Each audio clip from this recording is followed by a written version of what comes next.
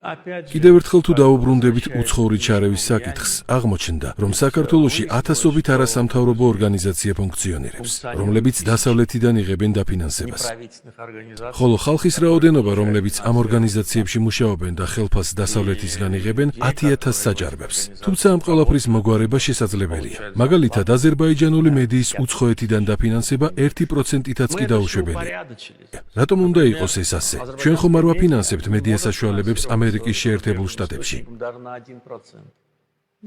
რატომ უნდა გააკეთონ მათ ეს ჩვენთან? მათ მიერ დაფინანსებული ამერიკის ხმა და რადიო თავისუფლება ყოველდღიურად ცდილობენ ჩირქი მოსცხონ ჩვენს ქვეყანას, ჩვენს ხალხსა და ხელისუფლებას.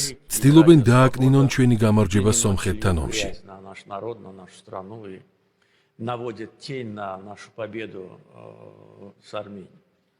ფიქრობ, საქართველოში შესაფერისი დრო ხელიდან იქნა გაშვებული ამ ყველაფრის მოსაწესრიგებლად. ხოლო როდესაც უკვე დაიწყეს ამ ყველაფრის მოგვარება, ეს ცოტათი დაგვიანებული აღმოჩნდა. როგორც იტყვიან, მატარებელმა ცოტათი გაასწრო. თუმცა კარგია, რომ ახლა სიტუაცია სტაბილიზაციისკენ მიდის.